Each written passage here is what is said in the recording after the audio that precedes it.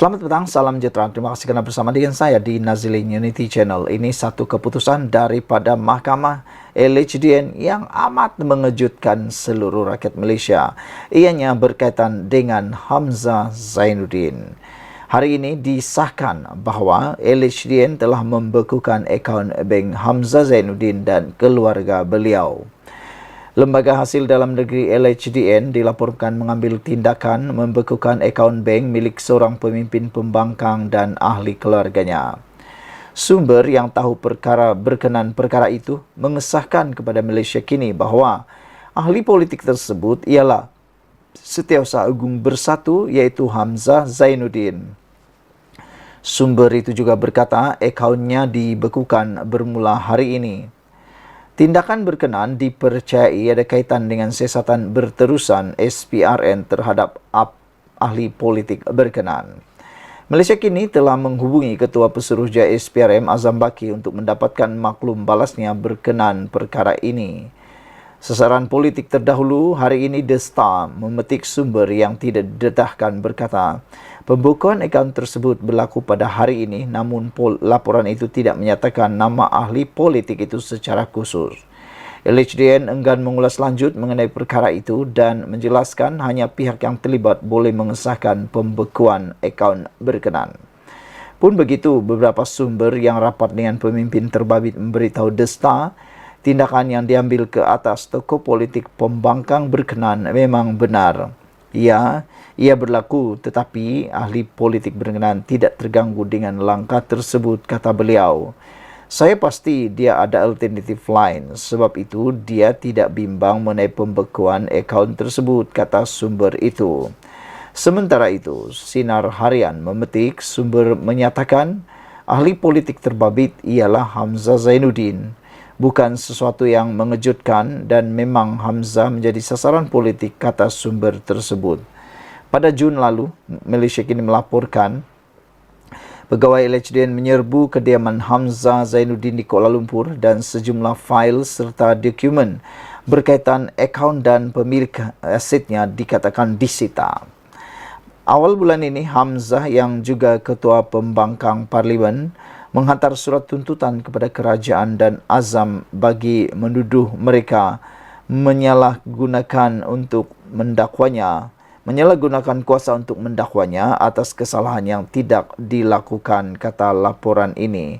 Saudara-saudara sekalian, ini memang mengejutkan kita apabila akaun bank Hamzah Zainuddin dan keluarganya telah pun dibekukan. Ikuti terus ulasan selepas ini. Selamat pagi, salam sejahtera. Terima kasih kerana bersama dengan saya di Nazilin Unity Channel. Ini satu lagi pendedahan terkini di mahkamah dalam perbicaraan Rosmah Mansur melibatkan pengubahan wang haram.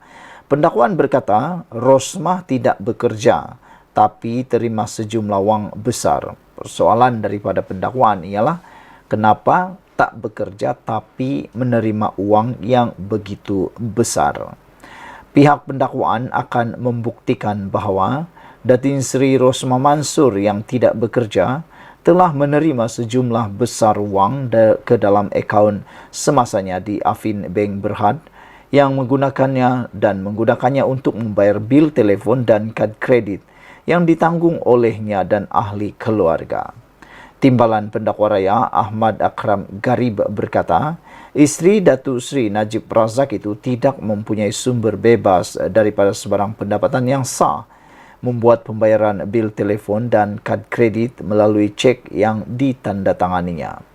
Pada setiap masa hingga pertuduhan di mahkamah, tertuduh tidak bekerja.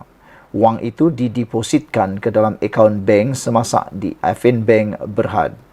Jumlah wang yang didepositkan tidak setara dengan kemampuan tertuduh. Tertuduh menggunakan khidmat seorang individu iaitu Roslan Syari untuk membuat deposit ini bagi pihaknya. Roslan menjadi pengurus rumah kediaman Kompleks Sri Perdana di Putrajaya. Wang dalam deposit ini menjadi subjek pertuduhan pertama hingga ke-12 dalam kes ini, kata beliau dalam pernyataan pembukaannya pada hari pertama perbicaraan kes pengubahan wang haram yang dihadapi Rosmah di hadapan Hakim Mahkamah Tinggi K. Muniandi. Ahmad Akram berkata, wang berkenan tidak pernah dimaklumkan kepada lembaga hasil dalam negeri LHDN seperti yang dikehendaki oleh undang-undang, dan cukai pendapatan juga tidak pernah dibayar terhadap wang berkenan. Oleh itu, Ahmad Akram berkata, pihak pendakwaan akan membuktikan bahawa ketika disoal siasat oleh pegawai SPRM, tertuduh telah membuat kenyataan palsu berhubung wang yang dimasukkan ke dalam akaunnya. Pihak pendakwaan akan mengemukakan sebagai sebahagian daripada kesnya penyataan yang direkodkan daripada tertuduh di bawah Seksyen 32 dalam kurungan 3 Akta Pencegahan Pengubahan Wang Haram, Pencegahan Pembiayaan Keganasan dan Hasil daripada Aktiviti Haram 2001. Adalah menjadi kes pendakwaan bahawa apabila keseluruhan keterangan dipertimbangkan secara menyeluruh, kelakuan tertuduh dalam semua keadaan kes itu secara adil menyokong kesimpulan yang tidak dapat ditolak bahawa deposit yang dipersoalkan adalah hasil daripada aktiviti yang menyalahi undang-undang yang bertentangan dengan Seksyen 4 dalam kurungan 1(1)(a). Bukti yang akan dikemukakan oleh pihak pendakwaan akan membuktikan bahawa deposit berkenaan boleh dipercayai secara munasabah sebagai harta yang merupakan hasil daripada aktiviti yang menyalahguna atau menyalahi undang-undang. Seperti yang telah kami katakan, tertuduh tidak mengisytiharkan wang depositnya itu di LHDN seperti yang dikehendaki oleh undang-undang, kata Ahmad Akram. Beliau juga berkata, isteri bekas Perdana Menteri itu telah melanggar Seksyen 112 Akta Cukai Pendapatan 1967 yang merupakan kesalahan berjadual di bawah AMLA. Oleh itu, ia adalah satu kesalahan yang serius yang perlunya pelakunya merupakan aktiviti yang menyalahi undang-undang yang mengikut definisi pengubahan wang haram. Mengenai fakta yang disebutkan di atas, pihak pendakwaan akan menentukan bahawa tertuduh melakukan kesalahan pengubahan wang haram seperti yang didakwa dalam pertuduhan terhadapnya, kata timbalan pendakwa raya itu. Rosmah, 71 tahun berdepan, 12 pertuduhan pengubahan wang haram, membabitkan RM 7,97,750 dan 5 pertuduhan gagal mengisytiharkan pendapatannya terhadap LHDN. Beliau didakwa melakukan perbuatan itu di Afin Bank Berhad, bangunan getah asli Cawangan, Jalan Ampang di Kuala Lumpur antara 4 Disember 2013 dan 8 Jun 2017 dan di LHDN Kompleks Bangunan Kerajaan, Jalan Tunku Abdul Halim di Kuala Lumpur antara 1 Mei 2014 dan 1 Mei 2018. Saudara, ini ialah persoalan yang paling penting, yang paling besar harus kita ketahui. Rosmah tidak bekerja tapi terima sejumlah wang besar, kata pendakwaan. Kita jumpa lagi. Bye-bye. Selamat datang, salam sejahtera. Terima kasih kerana bersama dengan saya di Nazilin Unity Channel. Wah, ini pasti satu pendedahan yang tak pernah Anda ketahui. Sejak akhir-akhir ini, kes tentang Rosmah Mansur dan Najib Razak sudah lama dilupakan. Tetapi ianya mula timbul semula apabila kes perbicaraan mereka mula dibuka semula.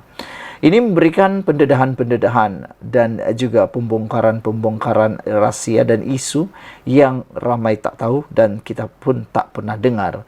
Hanya apabila di dalam mahkamah barulah sebarang isu itu dikeluarkan. Itu sebab saya kata, kalau nak saman lebih baik disaman di mahkamah, kerana apabila berlaku di mahkamah, pertikaian di mahkamah, perkara-perkara yang tersembunyi akan semuanya diketahui. Dan hari ini dikabarkan di mahkamah, disebut di mahkamah bahawa jurubank akaun Rosmah terima masa atau terima masuk lebih RM 1 juta ringgit antara 2014 hingga 2017. Wah, ini satu nilai uang yang bukan sedikit tetapi amat baik, sangat banyak.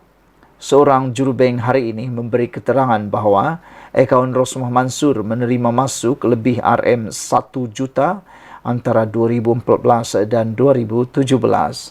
Semasa perbicaraan pengubahan wang haram dan pengelakan cukai berjumlah RM 7 juta hari ini ke atas isteri bekas Perdana Menteri Najib Razak, Nur Ashikin Abdullah dari Afin Bank berkata, terdapat 27 transaksi melibatkan RM Rp1 juta. Mesin deposit tunai bank merekodkan transaksi yang melibatkan akaun yang berakhir dengan 0058, katanya lagi. Saksi pertama pendakwaan itu ketika membacakan kenyataan bertulisnya berkata bahawa deposit di cawangan bank di beberapa lokasi itu dilakukan antara 13 Oktober 2014 dan 8 Jun 2017. Menurut Asikin, deposit sehari terbesar adalah RM62.350 di cawangan bank di Bangsar, Kuala Lumpur pada 7 Oktober 2015, manakala yang terkecil ialah RM3.300 di cawangan bank LTAT Kuala Lumpur pada 12 Disember 2015. Saudara-saudara sekalian, ini bukan satu jumlah yang kecil, ini jumlah yang amat banyak. Persoalannya ialah dari manakah uang itu dan mengapa dia masuk. Sekian dulu untuk kali ini. Jangan lupa tinggalkan komen Anda, tekan butang subscribe. Kita jumpa lagi. Bye-bye.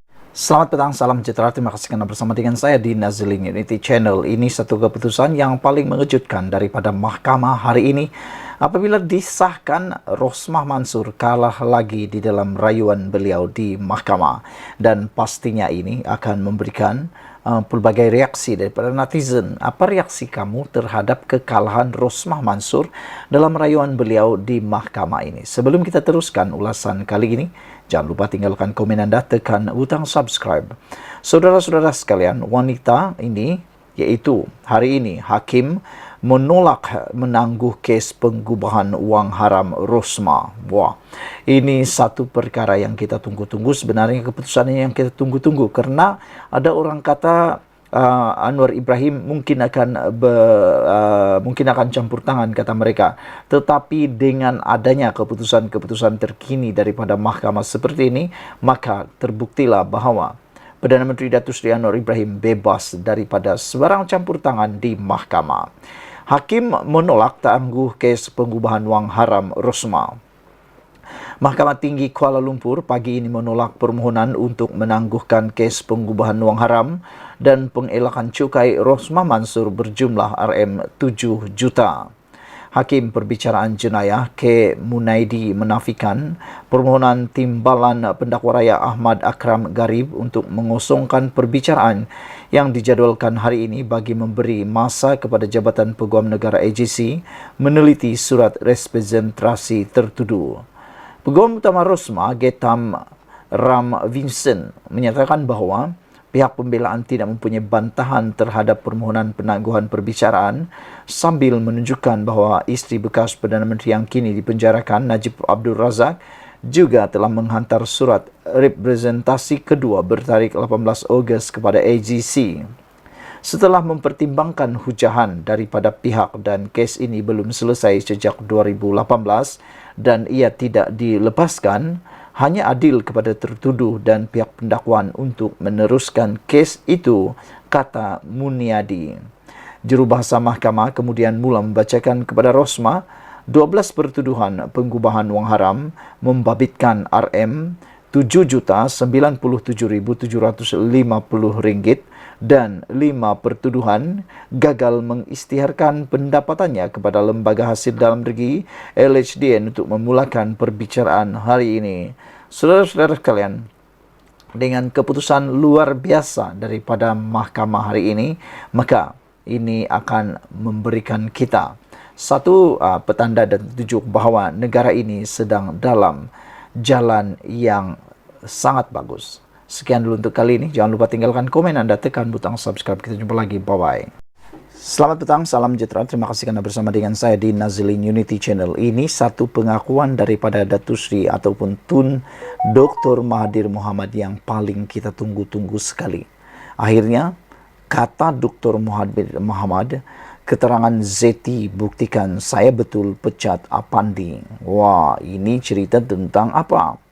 Bekas Perdana Menteri Dr. Mahathir Mohamad mendakwa keterangan bekas Gubernur Bank Negara Zeti Aziz adalah bukti bekas Peguam Negara Apandi Ali mengabaikan tugasnya. Dalam hantaran di media sosial, Mahathir turut mempersoalkan Mengapa kerajaan ketika pimpinan bekas Perdana Menteri Ismail Sabri Yaakob menyelesaikan saman pemecatan Effendi di luar mahkamah? Saya tersentak apabila membaca laporan berita bahawa semasa perbicaraan melibatkan 1MDB, Zeti menyatakan dia telah melaporkan kepada Peguam Negara ketika itu, iaitu Apandi, kesalahan pegawai 1MDB. Tetapi Peguam Negara tidak mengambil apa-apa tindakan. Ini seolah-olah bagi saya pengabaian tugas. Namun, Apandi telah menyaman saya kerana pemecatan secara salah. Saya bersedia untuk ke mahkamah bagi menjelaskan mengapa saya perlu membuangnya, kata Mahathir lagi. Mahathir memecat Apandi sejurus selepas PH membentuk kerajaan pada Mei 2018 dan menggantikannya dengan Tommy Thomas. Pada 13 Oktober tahun 2020, Apandi memfailkan saman RM2.2 juta terhadap Mahathir dan kerajaan atas dakwaan dia dipecat secara tidak sah. Melalui tuntutan mahkamah itu, Apandi memohon antara lain pengisytiharan bahawa Dr. Mahathir telah menyalahgunakan kedudukannya dan ini telah mendorong berlakunya pelanggaran kontrak antara dia dan kerajaan Malaysia. Penyelesaian saman itu direkodkan di hadapan Hakim Mahkamah Tinggi Akhtar Tahir pada 13 April 2022.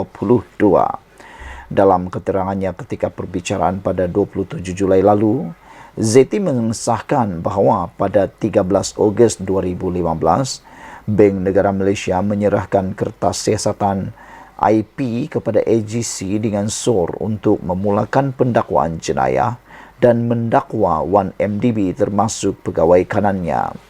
Zeti berkata 1MDB dan pegawainya didapati melanggar peruntukan di bawah Akta Kawalan Pertukaran Wang 1953 ECA kerana memberikan maklumat palsu kepada Bank Negara Malaysia dalam permohonannya bagi kebenaran membuat pembayaran di luar negara.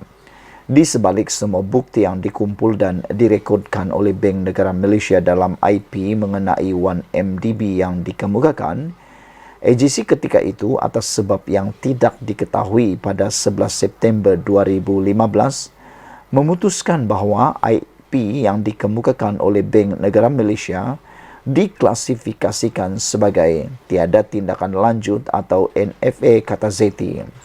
Dalam kenyataannya hari ini, Mahathir terus mengkritik cara Apandi mengendalikan tuduhan rasuah terhadap bekas Perdana Menteri Najib Razak yang kini sedang menjalani hukuman penjara.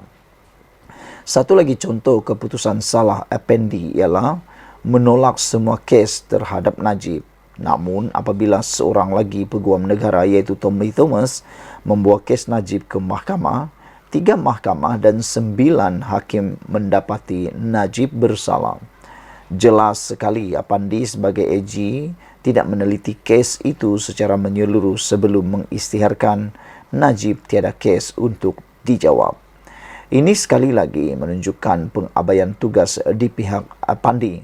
Namun apabila dia menyaman kerajaan dan saya kerana pemecatan secara salah, kerajaan bersetuju untuk menyelesaikan kes di luar mahkamah dan memberikan Apandi sejumlah wang yang tidak diketahui untuk menggugurkan tindakannya menyaman kerajaan dan saya, kata Mahathir. Ini bermakna kerajaan bersetuju bahawa beliau telah dipecat secara salah. Saya bukan pihak dalam penyelesaian itu. Saya tidak bersetuju bahawa saya telah memecat Apandi secara salah. Kini, laporan bahawa beliau gagal mengambil tindakan terhadap laporan oleh Bank Negara membuktikan beliau tidak menjalankan tugasnya sebagai AJ. Ini mewajarkan lagi pemecatannya sebagai AJ. Bahawa AJ seperti itu diberi pampasan dengan jumlah wang yang tidak diketahui tidak menggambarkan dengan baik kedaulatan undang-undang di negara ini, ujar Mahathir lagi. Apabila Mahathir membuat pengakuan dan pendedahan ini, mata dan pemikiran kita memang terbuka. Sekian dulu untuk kali ini. Jangan lupa tinggalkan komen Anda, tekan butang subscribe. Kita jumpa lagi. Bye-bye. Selamat petang, salam sejahtera. Terima kasih kerana bersama dengan saya di Nazilin Unity Channel. Ini bukan main-main. Ini perkara yang sangat serius. Perbuatan gurauan boleh dipilih, perbuatan gurauan harus berhati-hati. Mungkin pada kita gurauan tersebut adalah gurauan semata-mata, tetapi bagi orang yang menerima gurauan tersebut, mungkin ianya akan membawa kesan yang amat dahsyat, besar dan membawa kesan sehingga ke akhir hayat. Perbuatan yang disangka hanya akan disangka boleh selesai sehari dua, mungkin ianya akan berlanjutan. Apalagi apabila perbuatan gurauan tersebut telah direkam dalam video dan telah tular. Bayangkan Anda ialah subjek kepada gurauan tersebut dan orang melihat bagaimana Anda menjadi bahan gurauan, terutamanya melibatkan dipukul kepala. Ini semua ialah apabila satu petikan keratan video menunjukkan Sanusi memukul kepala seorang wanita dengan menggunakan gulungan kertas. Ini menimbulkan pelbagai reaksi daripada netizen dan juga daripada aktivis bebas NGO, terutamanya wanita. Salah satu perkara yang kini menjadi tular ialah Menteri Besar Kedah ketuk kepala, Sanusi nak melawak pun melawaklah benda lain, kata seorang pemimpin daripada Pakatan Harapan iaitu Mahfuz Omar. Timbalan Menteri Besar Kedah Datuk Seri Muhammad Sanusi, tindakan Menteri Besar Kedah Datuk Seri Muhammad Sanusi Maknor yang mengetuk kepala seorang wanita dengan gulungan kertas seakan-akan bergurau dengan rakyat dianggap sebagai tidak wajar. Pengerusi Pakatan Harapan PH Kedah Datuk Mahfuz Omar menyifatkan kepala adalah anugerah daripada Allah dan diberikan otak untuk berfikir. Jadi tidak sepatutnya, tidak sewajarnya Sanusi buat begitu. Bagi saya tindakannya kurang elok. Sepatutnya nak melawaklah benda lain, kata beliau. Nak bergurau, berguraulah benda lain. Jangan bergurau benda-benda yang boleh memberikan gambaran sebab bukan semua orang boleh faham, kata Mahfuz. Apabila kita menjadi pemimpin seperti Menteri Besar, kita seharusnya menjaga benda-benda seperti ini, katanya ketika dihubungi Harapan Daily hari ini. Beliau berkata demikian apabila ditanya tentang video tular yang menimbulkan kontroversi melibatkan Sanusi dan seorang wanita tempoh hari. Ada netizen yang mula memberikan pandangan dan perbezaan. Kata mereka, waktu Anwar Ibrahim membuat gurauan meminta nombor telefon semasa memberikan ceramah baru-baru ini, walaun cuba mengatakan yang tak baik untuk Anwar Ibrahim. Mereka sekarang ini, para penyokong Anwar Ibrahim membuat perbandingan. Mana yang lebih teruk? Kata mereka, Anwar Ibrahim bergurau hanya meminta nombor telefon. Tapi Sanusi pula bergurau dengan memukul kepala. Jadi, mengetuk kepala. Jadi, mana satukah gurauan yang boleh diterima? Namun, walaupun tetap hanya menerima gurauan daripada Sanusi, tetapi tidak dapat menerima gurauan daripada Anwar Ibrahim.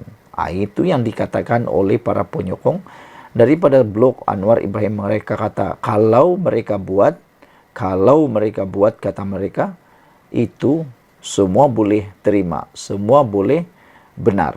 Tapi kalau Anwar yang buat, semuanya salah, kata mereka. Namun, gurauan yang dilakukan Sanusi itu tidak patut. Kadang-kadang ia memberikan contoh yang tidak baik kepada generasi baru, kata Mahfuz lagi. Mengulas lanjut, Mahfuz yang juga naib Presiden amanah menyifatkan masyarakat sememangnya akan berasa seronok jika seseorang pemimpin bergurau bersama mereka. Jadi kita coba elak. Apatah lagi lelaki dan perempuan. Walaupun tidak menyentuh aurat dan sebagainya, tapi saya fikir tindakan itu tidak wajar, ujar beliau lagi. Baru-baru ini tular sebuah video berdurasi 18 saat yang menunjukkan tindakan ahli Dewan Undangan Negeri Adun Jeneri itu bergurau dengan mengetuk kepala seorang wanita menggunakan kertas mendapat perhatian warga maya. Kejadian tersebut turut disambut gelak tawa orang sekeliling yang menganggap ia sebagai jenaka biasa. Dan Sanusi juga telah mendapat sokongan perhatian daripada para penyokong PN dengan mengatakan Okelah, bukan ketuk guna kuali.